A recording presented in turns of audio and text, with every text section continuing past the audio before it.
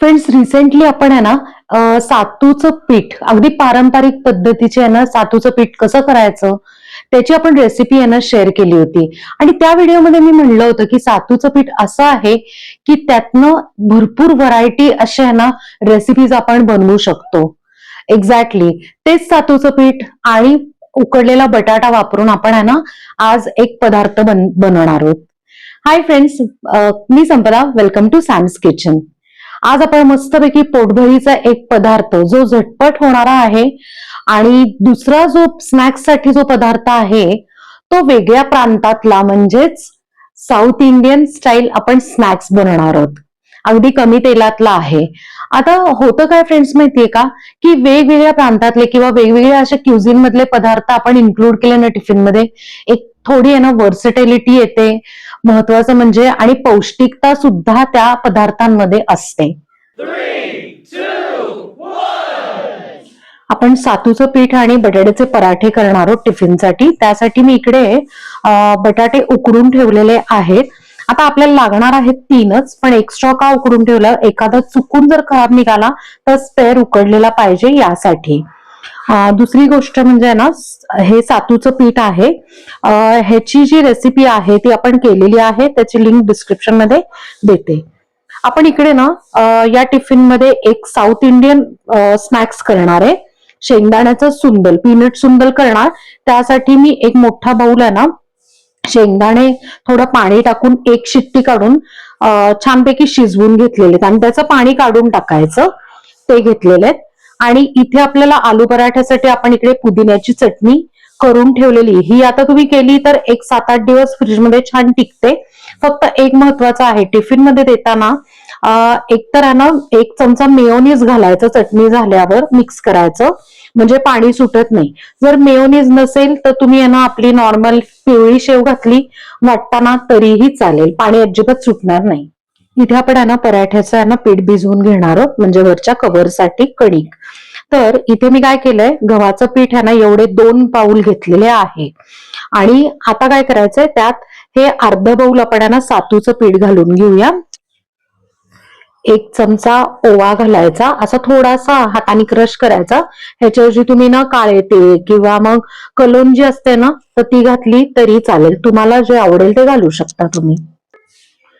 थोडेसे मीठ, 1 चमचा तेल. आता आधी आपण आहे ना हे सगळं मिक्स करून घेऊयात, म्हणजे तेल सगळीकडे लागतं. आता थोडं थोडं पाणी घालून आपण काय करायचंय, छानपैकी कणिक मळून घ्यायची. पोळ्यांची कणिक आपली ना किंचित घट्ट असते, पण पराठ्याची जी कणिक असते ना तर ती थोडीशी सैल लागते, म्हणजे पराठा छानपैकी ना लाटला जातो. आपण पीठ छान आहे ना मऊसर असं भिजवून घेतलंय. त्यातनं आता शेवटी काय करायचं, 1 चमचा आपण तेल घातलेलं आहे आणि परत मळून आपण ठेवूया.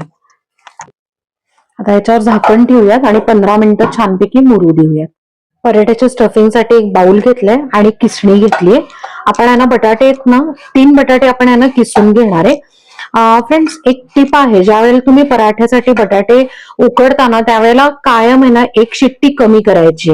रेग्युलर आपण बटाटे नेहमीप्रमाणे ना शिट्ट्या करून हे केलं तर त्याच्यात ना थोडं मॉइश्चर जास्त असतं, म्हणजे पाण्याचा जो अंश असतो ना त्याच्यात जास्त असतो आणि मग पराठा फाटू शकतो. बटाटे किसून झाले ना की त्यात मग आलं आणि लसणाची पेस्ट घालायची. हा ना 1.5 ते 2 चमचे आहे ना छोले मसाला आहे. छोले मसाला अवेलेबल नसेल तर तुम्ही ना पावभाजी मसाला घातला तरी चालेल. चवीप्रमाणे मीठ, बारीक चिरलेली कोथिंबीर. आता आपण आहे ना सारण मिक्स करून घेऊया. आपल्या पराठ्याचं जे सारण आहे ते तयार आहे. 15 मिनिटं झालेले. आपण आहे ना आता ही जी कणिक आहे ती छान मुरली आहे, सो एकदा आपण आहे ना मळून घेऊया. इथे आपण आहे ना छोटे पराठे करणार आहोत, म्हणजे साईज छोटी करणार आहोत, म्हणून लिंबा एवढा मी आहे ना गोळा घेतलेला आहे. आता काय करूयात, आपण सुक्या पिठात ना फक्त हा छान बुडवून काढूयात. आता आपण काय करूयात, अगदी थोडस लाटून घेऊयात. आता ह्याच्यात आपण आहे ना सारण भरून घेऊ. बरोबर 1 ते 1.5 चमचा आपला हा जो पोह्याचा असतो ना नेहमीचा रेग्युलर तेवढं भरून घ्यायचं. आणि नेहमी आपण जसं आहे ना पराठे किंवा पुरणपोळी करतो ना, एक्झॅक्टली असा आपण बंद करून छानपैकी त्याचा गोळा परत करून घेऊयात. हे सगळं आपण वरचं आहे ना एक्स्ट्राचं पीठ काढलं आणि सगळं चिटकून घेतलं.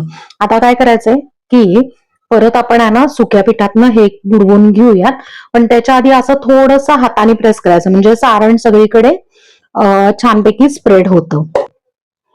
सुकं पीठ लावलं की छानपैकी आपण पराठे हलक्या हाताने लाटून घ्यायचेत आणि किंचित जाडसर ठेवायचेत. म्हणजे काय होतं, टिफिन मध्ये आपण ज्या वेळेला पराठा देतो ना, तर फार पातळ लाटायचं नाही. काय होतं की थोडासा ना असा चिवट होतो, यासाठी आहे ना थोडासा जाड लाटायचा, म्हणजे तो शेवटपर्यंत छान मऊ राहतो. तर आपण आहे ना पराठा मस्तपैकी असा लाटून घेतलेला आहे, असा छोटा. तर अशा पद्धतीने आपण सगळे पराठे लाटून घेऊ आधी, म्हणजे भाजायला आपल्याला पटापट सोपं पडेल. पराठे भाजण्यासाठी आपण इकडे तवा ठेवलेला आहे. आता त्याच्यावर हा पराठा ठेवून घेऊया आणि अगदी 1 मिनिटाने आपण उलटून घेणार आहे. जास्त खालून भाजायचा नाही, नाहीतर काय होतं थोडासा कडक होतो, चिवट होतो. आता आपण लगेच ना पराठा उलटून घेऊयात. बघा असा ना थोडासा पांढरट होतो. आता इथून काय करायचंय, थोडंसं तेल, तूप, बटर काहीही तुम्हाला जे हवे ते तुम्ही ह्याच्यावर लावू शकता. असं स्प्रेड करायचा हलक्या हाताने. खालच्या साईडने बऱ्यापैकी भाजलेला आहे. आता काय करायचं, हे बघा तुम्ही बघू शकताय थोडासा भाजलाय, पूर्ण भाजला नाहीये. आता काय करायचं, उलटून घेतलाय आपण. आता या साईडने पण आपण तेल लावून घेऊ. आता खालच्या साईडने छानपैकी आपण ना पराठा भाजून घेऊ. काय होतं, पराठा भाजताना किंवा पोळी भाजताना काय होतं की आपण सतत ज्या वेळेला उलट पलट करतो ना, त्यावेळेला थोडंसं कडक होते पोळी किंवा पराठा. आता आपण आहे ना उलटून चेक करूयात. येस, खूप छान खमंग भाजलेला आहे. आता अगदी 10 ते 20 सेकंद झालेत. आपण दुसऱ्या साईडने चेक करू. बघा इतका सुंदर भाजला गेलेला आहे आणि छान मऊसूत राहिलेला आहे. ज्यावेळेला आपण भाजतो ना, त्यावेळेलाच ना हाताला लगेच लक्षात येतं. आता पराठा आपण काढून घेऊ आणि बाकीचे पराठे पण असेच भाजून घेऊयात. फ्रेंड्स, इकडे आपले सातूचे पिठाचे आणि बटाट्याचे पराठे सगळे तयार आहेत आणि आपण ते इकडे एका प्लेटमध्ये काढून घेतलेले आहेत. आपण ना साऊथ इंडियन शेंगदाण्याचं सुंदल करणार आहे. तर इथे मी काय केलंय, छोटा पॅन घेतलाय आणि इकडे खोबऱ्याचं जे तेल आहे ना ते घालून घेतलेलं आहे. ह्याच्याऐवजी ना तुम्ही 1 चमचा तूप घातलं तरी चालेल. तेल तापवून घेऊयात. आता तेल तापलंय, आता त्यात ना पाव चमचा जिरे, हिंग, उकडून घेतलेले शेंगदाणे. आता हे जे शेंगदाणे आहेत ना, ते चांगले 20 ते 30 सेकंद आपण या तेलावर परतून घेणार आहोत. फ्रेंड्स, ह्याच्या आधी ना आपण चण्याचं सुंदल म्हणजे हरभऱ्याचं सुंदल पण केलेलं आहे. सुंदल हा जो प्रकार आहे तो साऊथ इंडियन प्रकार आहे. महत्वाचं म्हणजे केरला किंवा साऊथ इंडिया जे मंदिरं असतात ना, तिथे हा प्रसाद म्हणून आहे ना छानपैकी आहे ना तिकडे सर्व केला जातो, प्रसाद दाखवला जातो. आणि आपण बऱ्याच असे पदार्थांचा आहे ना सुंदल करू शकतो. आणि आजचा जो सुंदल आहे तो प्रोटीन रिच आहे, कारण शेंगदाण्यामध्ये प्रोटीन असतं. सो अशा पद्धतीने हा प्रोटीन रिच सुंदल आहे. आता यात ना आपण ओलं खोबरं आहे ना मिक्सर मधनं थोडस आपण काढून घेतलं होतं. हार्डली 2 ते 3 चमचे आपण आहे ना क्रश केलेलं ओलं खोबरं टाकणार आहोत. चवीप्रमाणे मीठ. इथे आपण आहे ना रस्सम पावडर आपण यूज करणार आहोत. बरं, रस्सम पावडर नसेल तर तुम्ही आहे ना आपला जो रेग्युलर सांबार मसाला असतो ना तो यूज केला तरी चालेल. आणि सांबार मसाला जरी अवेलेबल नसेल तर मग आपली काळी मिरी पावडर असते ती यूज केली तरी चालेल. आणि फायनली ह्याच्यावर ना बारीक चिरलेली हिरवी कोथिंबीर. आणि आता फक्त अगदी 31 सेकंद आपण हे परतून घेऊयात.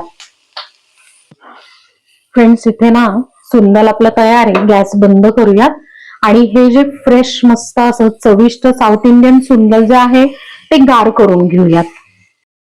फ्रेंड्स, इकडे ना मस्तपैकी चविष्ट असं शेंगदाण्याचं सुंदल म्हणजेच पीनट सुंदल इकडे तयार आहे आणि आपण तो सर्व करून घेतलाय.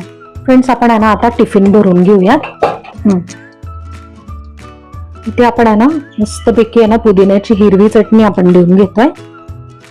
या सेक्शन मध्ये आपण शेंगदाण्याचं सुंदल आपण फिलअप करत आहोत. आणि फायनली इकडे आपले मस्त असे छोटेसे पराठे.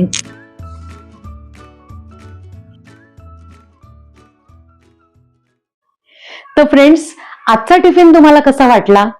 आलू पराठे तर आपण नेहमी करतोच, पण आपण आहे ना त्या आलू पराठेच्या कणकेमध्ये सातूचं पीठ इन्क्लूड केलं होतं. काय होतं, त्यांनी प्रोटीन त्यातले वाढतात, न्यूट्रिशनल व्हॅल्यू जी असते पराठ्याची ती वाढते आणि पोटभरीचा तर होतोच. तुम्हाला सांगू का अजून एक टिप? इवन अदरवाईज आहे ना, तुम्ही कधी कधी आहे ना पोळीच्या जे कणिक असते, पोळी करताना आपण जी कणिक भिजवतो त्यात हे नेहमीप्रमाणे आहे ना जे सातूचं पीठ आहे ते तुम्ही इन्क्लूड करू शकता. तेवढंच त्या निमित्ताने ना एक प्रोटीन इंटेक पण होतो. आणि मील प्लॅनिंग प्रमाणे तर तुम्ही बघितलंच आहे की मील प्लॅनिंग केल्यावर आहे ना किती गोष्टी सोप्या होतात. सकाळचा टिफिन अगदी 20 मिनिटात होतो.